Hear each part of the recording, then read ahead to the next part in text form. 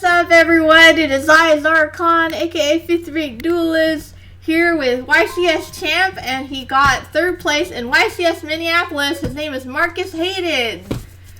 Before we get into that, here is a word from our sponsor.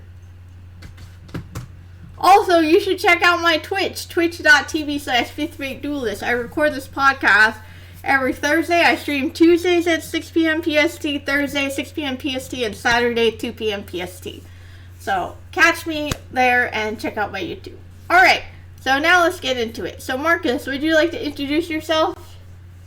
Sure. I'm Marcus Hayden. I am a Yu-Gi-Oh! Duelist. I wouldn't consider myself a pro because I haven't played in quite some time, but at one point I would have, and I just came back recently and got 3rd place at YCS Minneapolis. Okay, so how long did you go without playing? I had not played in like a tier 1 Yu-Gi-Oh! Event since Nationals 2019. I would try to play here and there just so I didn't completely lose touch with everything, but by that I mean I would attend a local once a year or borrow a deck to attend a local, so it wasn't really playing. And it was probably very apparent, especially early on in mini. I felt like I didn't know what I was doing. Yeah, you got 3rd place. How the hell did you do that? So about a week and a half before, my wife and I were testing a lot, but we were testing Live Twin Sprite and Tier Limit mostly, and then with the new cards coming out, we just started testing Bisted way too late probably, and I just did not feel comfortable with the Tier Limit deck. I feel like that's a deck that is really good if you know how to play the deck extremely optimally, but the Bisteds made it a lot I felt like I couldn't outplay the mirror as much if they drew Bisted cards and I didn't. So about 4 a.m. the Friday before the event, I switched to Runic Sprite because I felt like it was a deck that could really capitalize on mistakes like that, and the theory was there. I didn't really have any of the testing, but I mean throughout the rounds I slowly learned a lot of new interactions, and then at some point, I'd say around 7, 8, 9, I felt like I was really getting a grasp of how to play the deck more correctly. I did make 2 blunders on the top 4 stream, one of which was just an illegal play, and I'm not gonna lie, I did not know that Krishan, or the Avermax card, required 2 monsters summoned from the extra deck. I just thought it was 2 extra deck monsters, so yeah, that was also a mistake. Oh, okay. No worries, we all make mistakes like that. I didn't even know that. So, it's all good. No worries at all. Yeah. Okay, so why don't you tell us how you got into Yu-Gi-Oh! And how long you've been playing? Sure, it's probably really similar to a lot of other people. I started playing back when I was 9 or 10. I'm 24 now, so that would be 15 years ago, because my cousins and my older brother would play with the crappy structure decks, and I had just built a machine deck. I remember my favorite card at first was Tackle Footballer, because it was level 4 monster, 2200 defense, and it was just really hard to get over without tribute summoning. And yeah, so we would play 4-man, 5-man, 6-man duels and make up a bunch of the rules, because we didn't thoroughly read the rulebook. We kind of mostly went off the anime, and clearly that's not how Yu-Gi-Oh! Is supposed to be played. So that was my introduction, but I didn't really get super into it until I was in 7th grade. I had moved from Illinois to Tennessee because my dad got a new job, so I didn't really have a lot of friends when I moved. So one day I was at a mall and I went into this card shop, and they were playing Yu-Gi-Oh! And I was like, oh, I have a deck at home, that's pretty sweet, maybe I should come by and try it. So I did, and I got my ass beat over and over and over, and I'm a hyper competitive guy. So what it did really was make me start grinding, watching YouTube videos, and this was mid 2011, right before Nats probably is when I was getting into it. So I started off with my crappy machine deck. I slowly built it into a Cyber Dragon gadget deck, but even then it wasn't that good. So then I started watching Billy Break's regional X Saber deck profiles, and I really tried to build that and plant Synchro because it was right after Tour Guide came out, but I couldn't afford Tour Guides because I was still a little kid, so it was like a hybrid build. But by the end of 2011 is when I won my first local, and then I feel like that taste of victory is what made really progressed me to want to be great and want to be better. Like it started to expand more than just the local scene. Okay, great. So at what point would you say you became like a truly competitive player where you're like getting tops and crap like that? Sure. So I guess like unofficially, my first top was right after 2014 Nationals when Duelist Alliance came out. It was a TCG player 10K. You had to get invited. They had like these state tournaments where like you would get an invite if you top forward. So I went to that, and there was only like 80 some odd duelists, but I mean that tournament was crazy. Like every round, I was playing quote unquote like pro players because that's basically all that showed up. So that was my first top, and I was playing a Burning Abyss deck with artifact cards. And it was back when people were playing like Supply Squad, like right after Burning Abyss came out. But you know, most people wouldn't consider that a top. So I guess my first true top after that was the Nationals of the next year. And mind you, at this point, I didn't really go to YCSs or Nationals that much, just like the regional scene. I like this last mini was actually just my 12th YCS/national event. So I have not been to all that many. Like people were surprised when I had told them about that. But that was my first national that I played, or second national I played in technically. And I was playing Burning Abyss during Necros format, and it was like the 20 trap card Burning Abyss. And I topped that event, but even then I wouldn't say I was truly competitive because I felt like I had played terribly. Like it, I was at the point where I was like definitely one of the better players at my local or regional scene, but I was in no shape to like win an event. And I think that's the difference like between a pro player and someone who's not, is like if you walk into a room with the mentality of my goal is to top this event, then you don't truly think you're the most prepared in the room. You don't truly believe that you're the best in the room or the most prepared or have the best deck. Otherwise, your mindset's I'm gonna win this event. Like, and in no way, shape, or form was I like that at that time. So that was my first top, and I just missed out on going to Worlds. I lost in top 16 in that Nationals. But once again, I was outplayed multiple times. Win or lose, I was outplayed a lot. So I didn't feel like I had that confidence, and it wasn't until I won in 2016 YCS Minneapolis in 2016 with Pendulums that I started feeling that, and that's when I started practicing all the time. So from 2016 to throughout all of 2017, I was on a roll where I was like topping like every YCS and every ARG that I went to. I just bubbled out of the UDS with Zodiac, and then ended up winning a giant card because I got in right in time. So like, I feel like at that point is when I'd consider myself a pro player and I was truly competitive. Okay, how old were you at that time? Oh man, 2017, 2016, 2017, 18, 19 years old. Damn, Yeah, that's but good. yeah, with college though, so like I think the issue with like 2018 through now is between working full time. I was in college, COVID, you know, having a loving relationship with my now wife, and like it was just hard to find the time to invest to truly be a pro player. Because if you want to be the best, like you can be a generally smart person or generally good at the game, but if you want to be the best, like you have to put in the hours. It Yeah, was very apparent that I did not. So yeah. I mean, I was pretty busy in college. I don't think I could have a dual pro player career or yeah, something it's like tough. that at all. Okay. Let's see. So, which YCS did you win? It was YCS Minneapolis 2016. I had played Metaphors, and it was right before Electromite came out. So it was like Blue Eyes were in the format, Metaphors, Magispector. I'd say those were like the three best decks at the time. Okay. But yeah, it was pretty. Like most people thought the Blue Eyes deck was the best deck. But I just thought that the Pendulum deck bought you the most time because you can constantly. It was back with the old Master Rules where you could just pendulum everything from your extra deck onto the field. Uh, so it just bought time because like you just wouldn't die even if they stuck the big blue eyes monster that like allowed you to only special in one monster at a time. You can pen one, and then like you'd have a counter set that would summon another monster, and you could also normal summon. It was just it bought time until you could deal with any situation, and the format was a lot slower back then.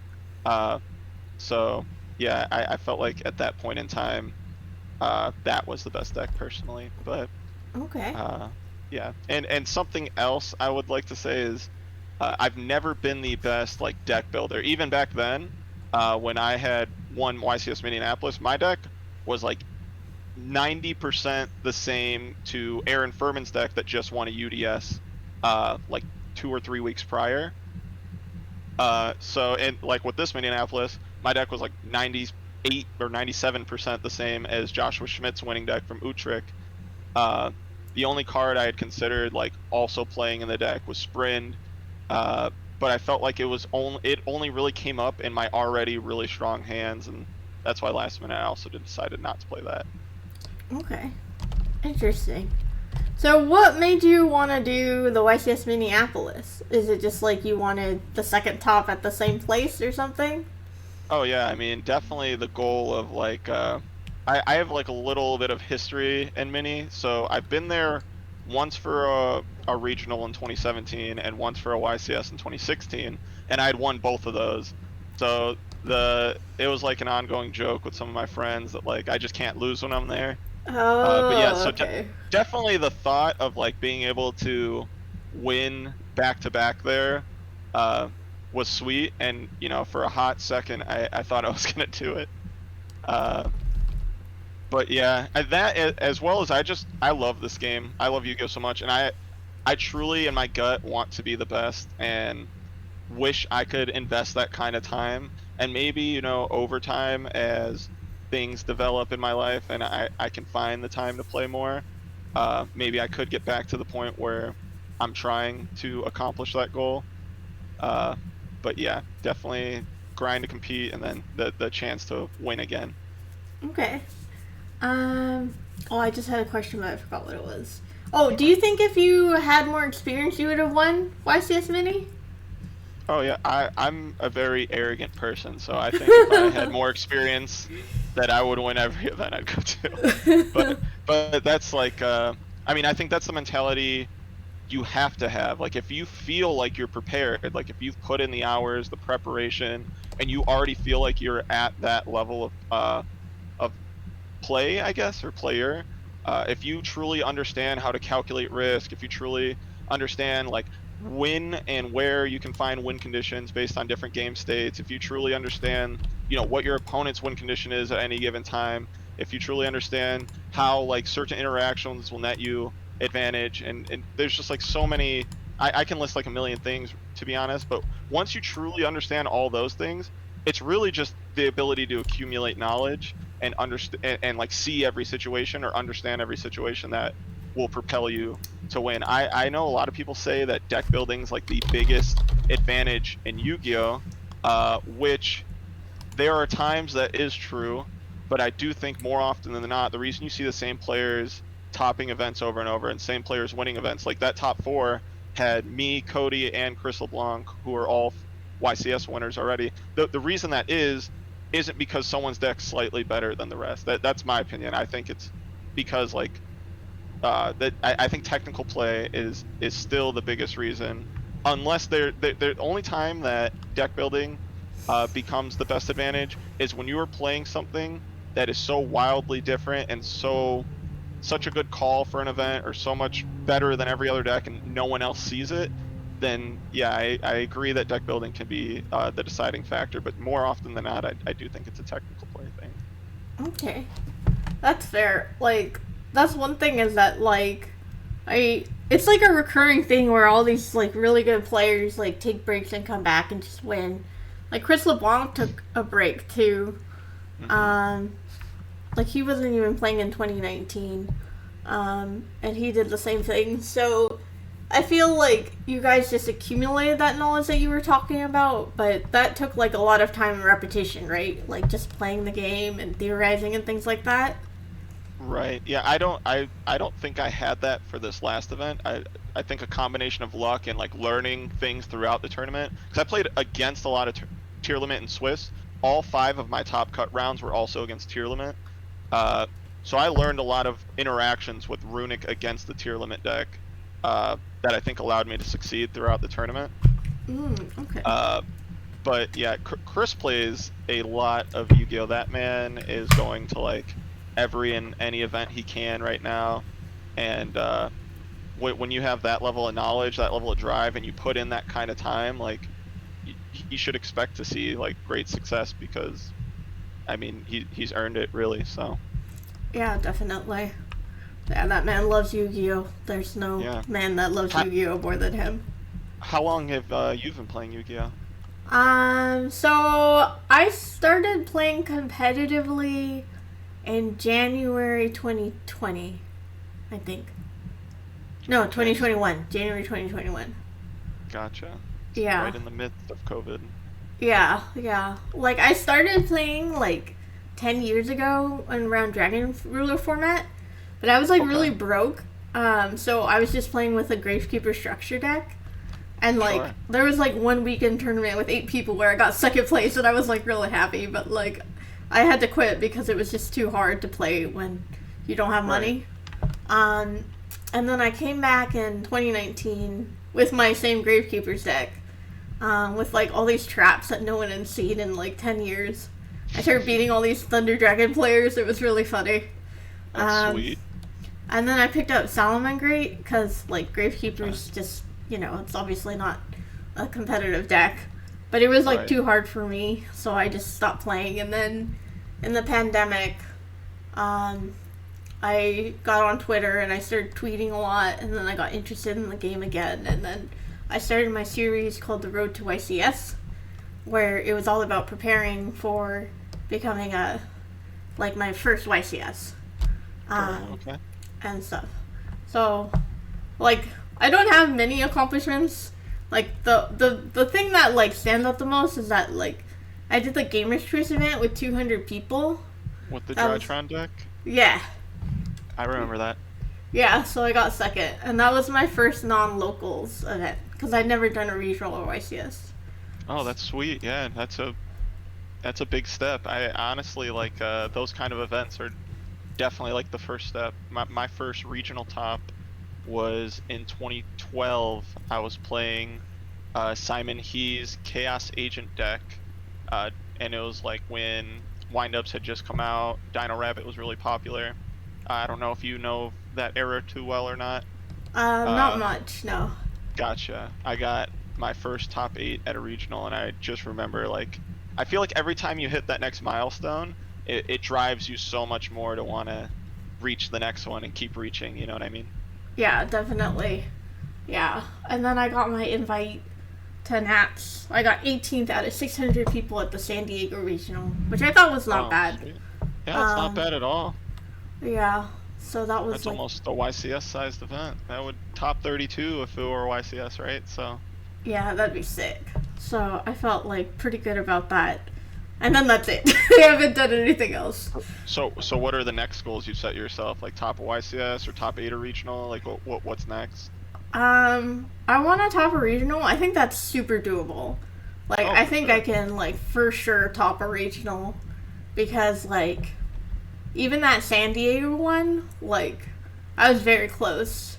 And there was just, like, one game where I just made, like, a really critical misplay. But, like, regionals, I think, are, like, you know, it's a good mix of people. I think it's way easier than a YCS. So I definitely think I could top a regional. I'd like to top a YCS. I went X3 at Mini. I didn't do very well. I, like, lost my first 3 rounds, but I was bounty, so I kept playing, and then I won the next 6. And then I won, like, 25 Astro packs. Sweet. Hell yeah. Yeah. So that's sick. So I had a really fun time. But, like, that was the first time... Actually, no, that's not the first time. that's the second time I played all the rounds, and I was able to like focus throughout the rounds and like pay attention. So that's probably my third or fourth YCS. So I'm getting Okay. used to the long tournaments, which I never did before. Oh yeah, that's half the battle. And one thing I really like that you pointed out with the regional, you said the reason you didn't top was because of one crucial misplay you made. And I think that's like a big step because a lot of people will never recognize that. The amount of friends I have that lose the last round of Swiss or just miss out on an event or lose even like 2 rounds before, right? I always hear about how they got sacked or how they lost in time, but they never want to look and reflect on like the things they could have done differently. And I think Oh that's yeah. huge. So, Yeah, like for the YCS mini, like I lost to 3 flunders. I was playing tier. right. But like I know for 2 of those are totally winnable. I just made critical misplays. Um, but the third flunder player just was he just beat me. I was like, you're Yeah, just better. sometimes I that can't do happens. anything. Sometimes that happens too, but the ability to recognize when you could have done something differently is definitely a huge milestone, and being able to like that's how you perfect your play. That's why I think technical play is so important, because if you win 2 more of those rounds, right? That you said if you would play different, like who knows? Like maybe you draw one and you win one even, but that could be the difference from topping and having the opportunity to win an event and not topping at all, right? So Yeah, I think if I make day 2 at a YCS, I'd be really happy with myself. Um, heck yeah. I think I would be really happy. Because I think that's doable too. I think that's doable. Yeah, It's just a definitely. matter of like keeping focus on stuff. But like one thing that's hard for me is that formats are changing like super fast, Oh and yeah. like new cards come out. Like, are you going to Pasadena? No, everyone was trying to get me to. I told everyone like before the tournament started, I was like, if I win this event, I'll go to Pasadena. But I did not. Oh, So. Pasadena is kind of my hometown because I live in Southern California. Oh, okay. Yeah, but I live in Chicago, so it's quite the distance for me, and I already used a bunch of PTO for, and I just got a new job recently, so I'm really oh, trying not to like overuse my PTO for stuff like that. So, yeah, but yeah, you gotta be careful about that stuff. I'll be at some events next year for sure, though. Yeah. So the thing is, like, for tier, or I was playing tier. I couldn't go to locals because I was playing with the new cards which weren't out yet, and Sure. so it was really difficult finding people to play with. And like, it's difficult getting a deck list, and in the end, I ended up making my own deck list. Um, and I'm not like super good at that sort of thing, but I was kind of out of options. And Okay. then now, like the Ishizu cards are coming out, and there's only 2 weeks to learn it. And I was like, I can't learn this in 2 weeks, so I'm gonna play Flunder because I don't think I can learn all the interactions and everything. Especially because I don't have like my own testing circle. Like there are Okay. people who will play with me, but like, um, it's not very easy for me. It's not like I can always play whenever I need to, if that makes sense. Right. No, I'm the same way. I definitely don't always have the availability to play. I my test partner, fortunately for me, my wife is also very good at the game. What's She her is name? so If you don't mind sharing. Isabella Martinez. Okay, cool. Does Yeah, she still play? yeah, she went to Minneapolis, and I think she was and like lost the last round at day 1 to not make day 2, but had she won, she would have made day 2 and been able to try to top. Oh, nice. But she has like YCS and ARG tops as well, so like in the Okay. past. So Okay, cool. That's awesome. I should get yeah. her on my Shadal's podcast. That's my woman podcast. Oh If she yeah, would that'd be be sweet. down. I'm sure she would love to do it. Okay, sweet. All right, I'll get her. I'll ask. I'll get you to get her to get Yeah, on my yeah, podcast. I'll talk to her about it. But yeah, so like primarily I just test with her. And then here and there, like a friend will ask me, and if I have the availability, like yeah, I'll hop on. Uh, but even then, it's normally like I'm watching them play ranked and like helping them play rather Yeah. than me playing. Uh, but yeah, I think testing is super important. I wish I had been more prepared for this event.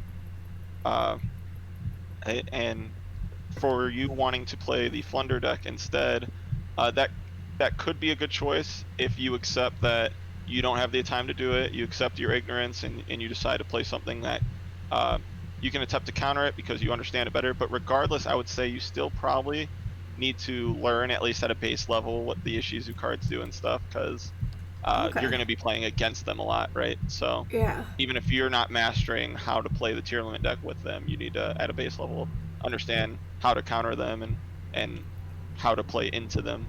So that'd be my advice. That's true. Yeah, because I don't know. I played Flunder some. I feel like I have a good handle on the deck.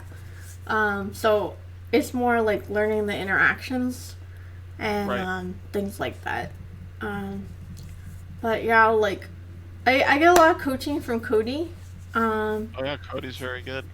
Yeah, but there's no like pro players that play Flunder. Like they all play different things, so I don't know who I can get help from for Flunder. Yeah, So I think mostly, unless people are trying to meta call an event, like where they just think Flunder hard beats whatever the best deck's going to be or most represented deck's going to be. I think typically a player is going to want to play what they believe is the best deck. Just in general, it gives them the most opportunities to win a game. Uh, so that's probably why you won't see a lot of pro players on it, because I think currently it's not. But it really depends on what you think is going to be at the event, and if it's a deck that counters, all the other strategies that you're playing against. So yeah, definitely. Yeah. Um, let's see. Have you ever like lost interest in the game or felt burnout or anything like that? I wouldn't say I ever lost interest. I've always tried to like watch and like, root for the players I like and watch events when I can. And even when I wasn't playing over the past few years, I actually built a lot of old formats to play because I just love Yu-Gi-Oh so much. Uh, so like that's how I always play. My wife and I will play old formats all the time. Uh, but for the burnout in 2017, back when, I consider myself pro player, I was grinding for Worlds, and at one point, I think I was fourth in points, and I was going to regionals or double regionals most every weekend, and I definitely started to feel a burnout where it's like just the grueling tournament duration and the toll it would have on the body and mind was just not fun. It made me start to dislike going to tournaments, uh, just because I didn't look forward to like that feeling. Because I'm the type of player, when I go, I'll eat breakfast in the morning, and then I don't eat anything for the rest of the day until I'm either out or I finish the tournament. Oh damn. So I think that contributes to it a lot. Just because the nerves and being anxious makes it really hard to have an appetite during a tournament. So yeah, I definitely felt burnout at that point in time. I actually had to quit the grind though, because I was in college. I was a collegiate athlete as well, and I had a coach who allowed me to do the grind, because our meets were typically, I was a track athlete, a pole vaulter, and our meets were typically on like Thursdays or Fridays. So I was able to do my meets, attend all the week practices, and we had weekends off, so he didn't care if I went and did it. But then we got a new coach who started making weekend practices mandatory, and I had Oh. to stop grinding because of it, because paid for a lot of my college. So Oh, that's fair. Damn. yeah. Yu-Gi-Oh player, pro athlete, pro Oh yeah, worker. I wish I was a pro athlete. He has it all. What can't he do? Can you sing? Can you dance? I can't sing. I Okay. I used to dance in high school. I What? was a loser. I used to break dance and stuff. Oh my god, he does do everything. My god. Yeah. What's your past experience before Yu-Gi-Oh? What were you into? What kind of stuff did you do? I still do it, but I was really big on stand-up comedy. I was like Oh going yeah, I out saw you like, post about that. yeah, 5 nights per week. Oh I wow. was working full time. I was in grad school and I was doing comedy 5 nights per week. Um, Jeez. and then the only reason I got back into Yu-Gi-Oh was because I was cleaning my mom's garage and I found my old Gravekeeper's card. And I was like, oh, I want to play again, and that's how I got back into it. But It's yeah, funny. It's funny you like that deck because my wife's favorite deck of all time is Gravekeepers. Oh, that's so awesome. Yep. Yeah. I mean, it was my first deck, but like, I don't know. I like decks that piss people off. It's like nice. It's maybe that's why I like Slender so much. That's how my wife is too. She played Mystic Mindburn in 2018 or yeah, 2017 or 2018 at a UDS, and she just loved. She would come up to me every round with the biggest smile on her face. She's like, they were so nice to me at the beginning of the match, but by the end of the match, they hated me. That's how you know you've won. Even if you've lost, you've won. Yeah, I Yeah. think some people just enjoy those strategies. I don't mind those strategies existing in the game though, to be honest, because I think more often than not, if your side deck's prepared for them, that you should have a pretty strong win rate against those decks. So Yeah. Yeah, I think like what's kind of hard is that like I didn't perform well at like let's see. I think I went to two YCSs and a Nats. I didn't okay, perform well at any of them. Nats, I was on a good run. I won four. I was good. I was like ready, and then I lost a judge call. I got so tilted. I lost the next three matches, and it was just done. And that was like super misplays. Analyze it. I was like, I let this get to me, and that was my fault. But like at least in this YCS, like going X3, I feel is like fine for me right, since I'm like new. But like it was very discouraging because it's like I worked really hard, but like I just didn't have the resources to be able to test against every deck, and the resources to like get the right list and like meet the right people and things like that. So to me, I kind of reached a point when I was trying to figure out what to play for Pasadena that I was like, I don't even know what the point is. Like, I don't think I'm gonna top anyway. So like, what it doesn't matter, which I don't think is the right mentality, but that's what I was feeling. So do you right, have any yeah. thoughts on that? Yeah, so I don't think at all you should ever try to go into an event with that mentality, even if it has some merit to it, right? Like if you are mal prepared, because every game's going to present itself an opportunity to learn and become better through that game. So like as you're playing, you may not be familiar with a lot of situations, but maybe you can lose round one or two, or maybe you get lucky and still win. But you can learn those interactions that you didn't get to learn during testing, and you can still try to make the most out of your tournament experience that way. Win or lose or draw, whatever. Just use it as a learning experience, and maybe, just maybe, I I feel like I was a prime example of someone who went in malprepared, didn't know their deck all that well, and used the earlier rounds to really learn the deck and learn the meta, and slowly use that as I progressed through the tournament. Because I definitely had a lot of those same feelings. I try to not speak it into existence, because I'm a big believer of like when you say something, you're gonna make it a reality sort of thing. Yeah. Uh, but yeah, you're warranted for feeling that way. It's just you gotta try to get the self-confidence and self-belief, and try to shift your mentality into just a positive mindset in any way you can, whether it's even if it's not to win the event yet, right? Maybe you don't feel like you're quite there, but you might use it as, all right, well, let me day two this event. Like, what can I do to day two? Like, am I good enough right now to make it? Clearly you are, because you almost did it, right? Yeah. So like, and you've topped, or you got second place at a 200 plus person event. Like you're right on the cusp of being right there. And I promise you, it is not a big step from day twoing to topping an event. It is not a big step from topping to winning an event. Like you you're getting really close, and I think it's like a confidence in yourself, and then just shifting your mentality to use every game as an opportunity to learn and become a better player. Okay. I like that. Yeah. Because I do think, like, if I had the more time to actually, like, play the game and get those Right. reps in, I think I would do a lot better. But I work two jobs. I have my content creation. I have my Right. cats, stuff like that.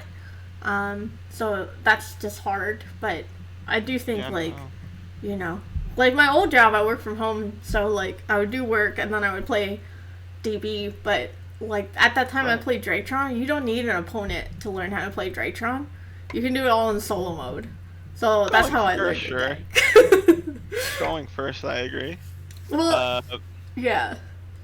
going second, I think Drytron was really interesting in how it could try to play through boards, especially because cards like the Cyber Angel, Natasha that Natasha? steals made it really cool to try to break boards. So Oh yeah. All you do is you imagine the board, and then you look at your hand, and then you just play through it. But it's hard because if they have a hand trap, then you didn't account for that. But I don't know. yeah, and live gameplay also I think is important because like picking up on people's mannerisms and stuff is also extremely important. Understanding like there's plenty of times throughout the tournament where I'll make a play in my draw phase and my opponent made it very apparent to me that they don't have like an impermanence, right? So now that might change my line of play where I might not end carrot before I make my gigantic, and I can make a more greedy play before using the gigantic effect because I picked up on a read, right? Or like Okay. sometimes you can pick up that your opponent has nib or has a specific card, and sometimes your opponent will bluff you into thinking of those cards. So like I think there's a lot more to it than just the gameplay itself. That's really important for in-person play. Um, but yeah, and I think that's why also when you look at like poker and other card games, you see a lot of the same people doing well as well, is because there's a lot more to it than just the math and just the straight gameplay itself. Because I mean, if Yu-Gi-Oh was decided based on opening hands, then like we'd just be die rolling, right? So Yeah. yeah. Yeah. I think that stuff. Like, Cody's really good at that stuff. And, like, I heard about Chris LeBlanc doing that, where he overlay, well, he pretended to overlay to make it seem like he was playing something, and then he linked into Elf or something. So, to make it, his opponents think that he had XYZ or, I don't know. Someone was telling me about that. And they're like, yeah, he does stuff like that to just, like, mind game the opponent and stuff. And I'm like, Gotcha. Yeah, that's you like can't next mislead level. your opponent. You can't like if that's what he was doing, you can't mislead your opponent. That's uh that would be a soft cheat. I don't know if he does that or not. He didn't do that to me when we played. Oh, okay. Well, that was all Uh hearsay for the record, so maybe the person who told me misunderstood what was going on. So yeah, this should yeah, not but be used. there's definitely ways to pick up information. For example, I may have a card that I can chain to my opponent's effects, right? Uh Even though it may not be something that negates their effect. Maybe it's a card that it could be any card. Let's say, just say I have a trap card like Daruma that books the whole board. Okay, my opponent may normal summon a monster, activate effect. I think I take a look at the card, I put it back down. Clearly, I can activate it. There's no world where I'm just shotgunning that card. Uh, but you know, it's stuff like that that also really matters. That's why when my opponents are comboing, even if I don't have a hand trap, I every time they search their deck, I cut their deck, I cut their deck, I cut their deck. They're like, I'm gonna go back in. I say, I understand. I'd like to cut your deck. I cut their deck again because I don't want them to ever, even if it's minutely, not have the fear that I have something. Oh, Because okay. then there's going to be the time where I do have imperm and my opponent keeps doing that and I'm holding it for something more important. They're assuming I don't have it and then I drop the imperm, right, at a crucial point in their combo or something, or where I can make it so they end on 2 negates instead of 4, right? So like yeah, there's a lot more to the mentality of when you're playing someone than just like playing the game. So like you can practice all you want online, but you won't ever pick up on some of those things if you do so. Oh, that's fair. Yeah, I'm a little oblivious. I don't know if I could read people that well, but I mean, it's something you get over time for sure. I picked it And up. I was doing that with Drytron though. Like I wasn't doing it on purpose, but I was like figuring out when they had hand traps. Like even I yeah, would say it. I was like, "Oh, you have nib," and they did have it, but I don't know how I did that. I just right. like got a feeling. And you can use a combination of that and like risk calculation to decide like, all right, I think my opponent may have nib, but if I don't full combo right now, what are the chances that I win this game with 1 interruption, okay, and playing around nib? Or do I go all out and 3 interruptions and 2 extra cards in hand? yes, if they have nib, I may auto lose the game, but if they don't, now I've increased my win rate from somewhere in a range of like 10 and 30% to somewhere in a range of 60 to 90%. And you know, your reads may push you one way or the other sometimes. But understanding risk calculation is super important. And I feel like old Yu-Gi-Oh is really good at getting people in that mindset because cards like Torrential Tribute, because cards like Mirror Force, because cards like Gore's Emissary of Darkness, those cards really made you decide, all right, does it make sense to be risk adversive, or does my risk calculation say, you know, if they have this card, why would they have held it for the past 2 turns? Let me replay like what just happened the past 2 turns. Okay, maybe it makes sense that they held it. There's a good chance that card is said card. Or, you know, maybe it's like, oh, well, they didn't use this here or here. So the chances of that being said card are really low, and they only play one in their deck. I may auto lose to said card if it is that, but based on what I've learned throughout the game thus far, I don't believe it's that. So I'm gonna make the greedy play. Like, I think stuff like that comes up all the time, and I really think that's what separates like a good from a great player. Okay. Is that something like that people like memorize the calculations beforehand, or is it they just have like a rough idea? Uh, I'd say more often than not, it's a rough idea, but a lot of times, you can calculate just based on like, uh, cards in deck, cards you like that you know that you see, um, how long it's been there, what situations have already occurred. It's like it's similar to poker. You can you take the story of the events that had led up to your decision that you're about to make, and you put them on a range of hands, and that range, you put them on a percentage in for each possibility in that range. Uh, so like maybe it's Mirror Force, but maybe the set card is Ring of Destruction because there was no opportune time to use Ring of Destruction as of yet. Maybe it's Book of Moon. Like this is like a GOAT format like analysis.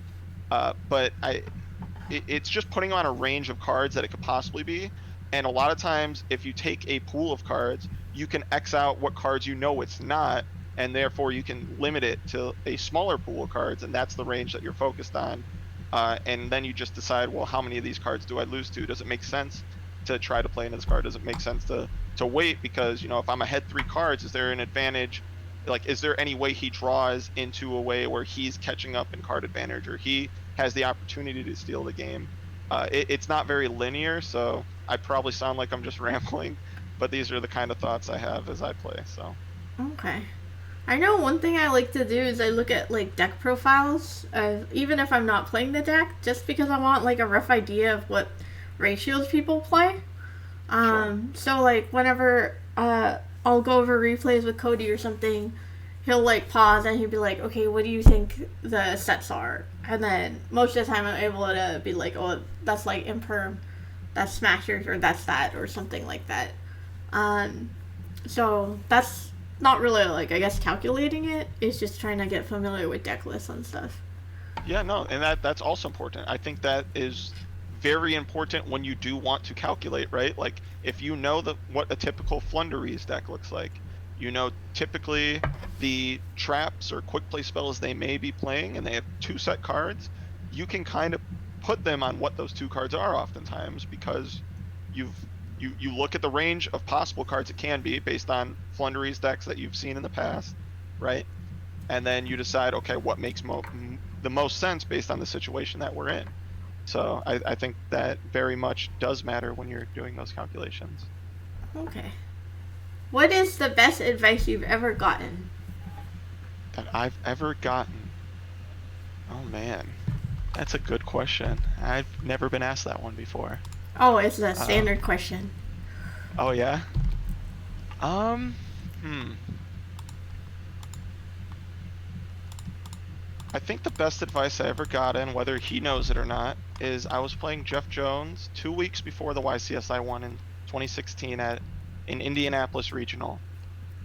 We were both 7-0, I think, playing each other, and I had made a play where I had decided to Twin Twisters uh, 2 of his cards blindly, okay, and attempt to just make a really greedy, aggressive play. And his 3rd card was Solemn Strike.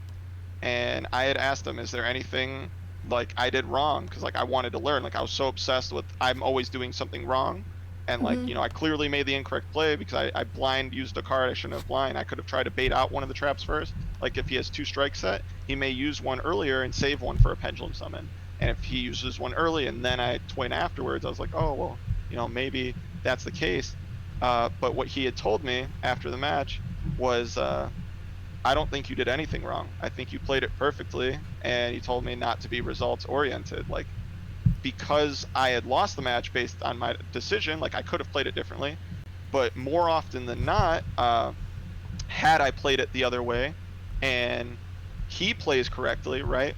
Then I have 0 chance of winning. Whereas if I twin right there, I hit both his solemn strikes. Now I have the opportunity to steal a game I shouldn't have won. So his whole argument was that I shouldn't be results oriented, and just because I lost from a play I made doesn't make it incorrect. Does that make sense? Okay.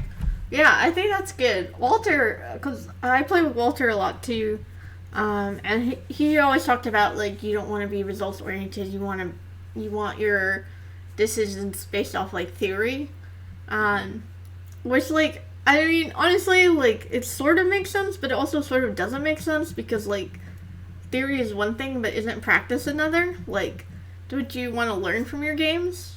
Right. So it's like this fine line of like mathematically there is always a branch or a play that's correct, right? Like there is a play that you should always make, but just because mathematically it's correct based on the knowledge that you have, like that's why I'm saying you put people on a range of hands, right? If 65% of the time it's correct to twin twisters first, then I made the correct play in that scenario, okay? Uh, and would I ever, just because if I decided to go with the 35% and I would have won the game had I done that, right? Doesn't make it the correct play. Does that make sense? Yeah, that's So fair. like I think the whole point of probably what Walter's saying is like you don't want to be results oriented just because you lost the game. Uh, doesn't mean you made a mistake. It doesn't mean you can't learn from it still. Like you just because you didn't make a mistake doesn't mean you can't learn from that match. You could recognize the fact that all right, I did make the correct play. Why is this play correct though in comparison to the play that would have won me the game? And it's because you don't have perfect knowledge of the cards your opponent has. So you look at the range of cards they can be on, and that's when you have to be do risk calculation and whatever the best odds are based on the knowledge you have is the correct route to take. So Okay, that's fair. Yeah, I know one example of like being results oriented is that this one guy was talking to me about how he was maining Rivalry and Sword Soul like a couple months ago, and he okay. played against a bunch of like rogue decks and lost. And he's like, "Oh, if I had any other card besides Rivalry, I would have won. So I'm never gonna main Rivalry and Sword Soul again." And I was like, I'm not sure that's like the best thing to do is to take one locals experience because you have to Right. look at the pros and cons and what you did it and what you're likely to face and things like that. So, yeah, I Oh just yeah, felt that's like, very true. yeah, I felt like he would be someone that would benefit from coaching a lot. Do you do coaching? I did at one point in time, but never like with the Metafy and stuff like that. Back when I played, it would just be like local players and stuff. Uh, Okay. so yeah, I couldn't coach now because you want to hear something funny? Sure. I was speaking with Dominic Couch the other day. He's someone who used to go to my locals. I'm good friends with, and I had told him over the phone. Uh, this is about maybe a week and a half, 2 weeks before Mini when I decided I'm going to start practicing and I was going to go. I told him I think I might pay someone to coach me before the event, and he was like, "Really?" Like he didn't think there was a whole lot to gain, but after talking to him, I was like, "Listen, man, like I'm not going to be so arrogant to say I'm going to outright win this event when I haven't put in the time. If I can cheat a lot of that not having time and bum the knowledge off of someone who has put in that time, maybe it's not so bad of an idea." My wife ended up talking me out of it, but he had advised if I am going to do it to try to do it with Jesse. Uh, so yeah, I don't think anyone's above coaching because there's always something you can learn from other players.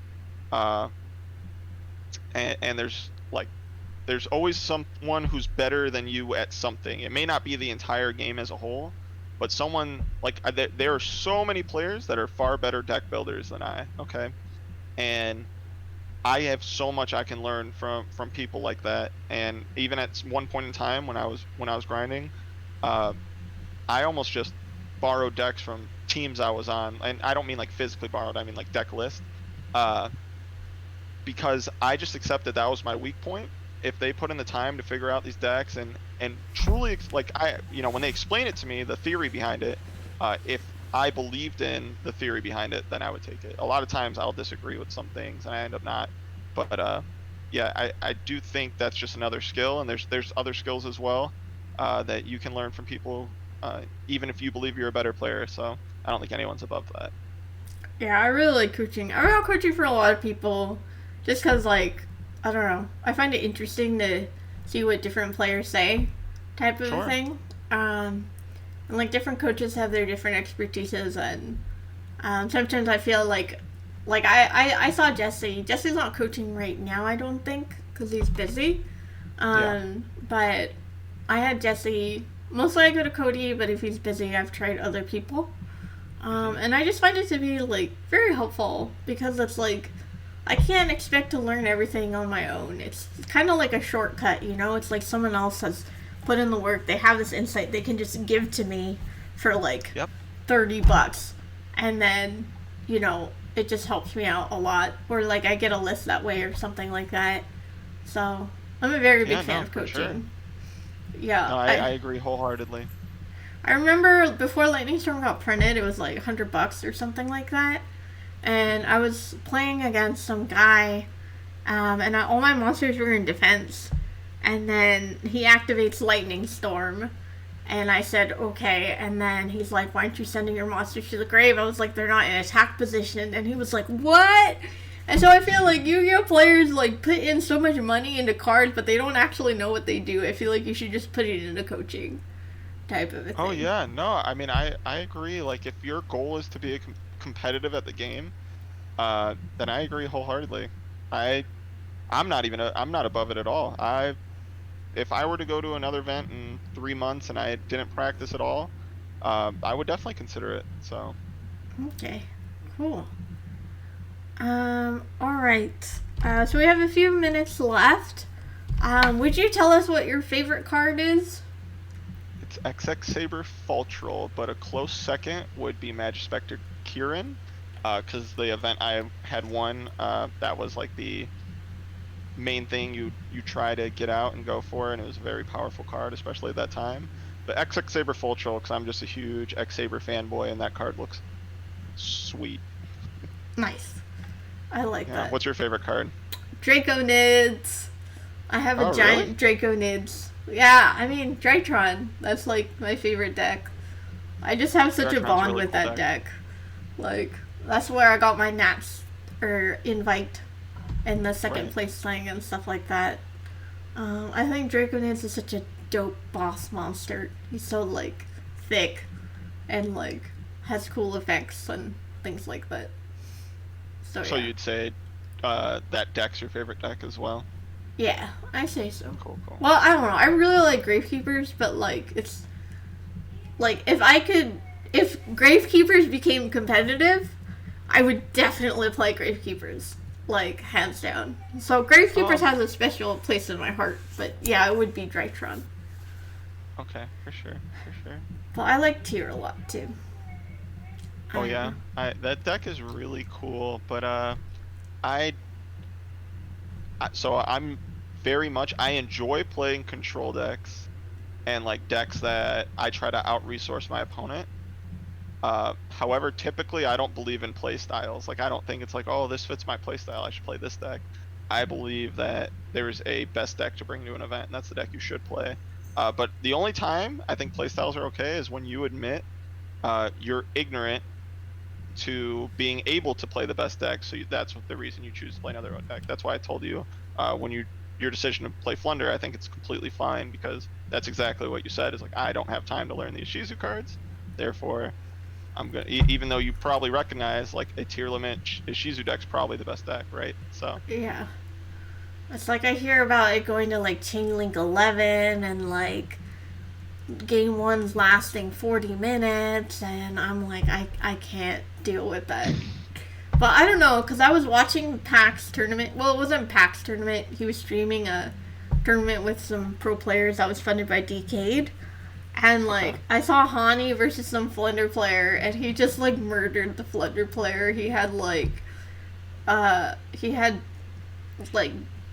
he made Sprite Elf, and he brought back Diviner, and then he made Baron, and then he popped his, Kaleido Heart, and then he made Predaplant, and, like, he just had, like, so much on his board that, like, Flunder can't play through. And I was like, I don't know how this is going to work out for me. But that's okay. Also, the cards are cute. Oh, yeah. I'm so glad I did not play against the Flunder deck, because still don't really know what that deck does, to be honest. Okay. That deck and MathMech, I don't really know what those decks do. I've played against a Flunder deck, like, twice, I think.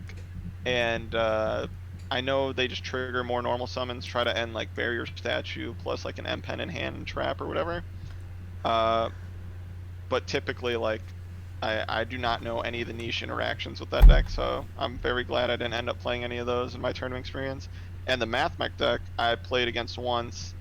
I don't understand how that deck's very good though, because they just make like an IP, and then on your turn they make a slightly worse version of Trishula, the Ice Dragon, and they get an Omni Negate, I guess. But yeah. I don't feel like that's that strong compared to what all the other decks can do. So yeah, I think MathMech is just affordable. I think that's why a lot of people play it, and also like people like Cyberse. So I think that's what's up. Okay, do you have any shout outs or anything else you want to say before we end? yeah, shoutouts to Isabella for being my primary and basically only test partner.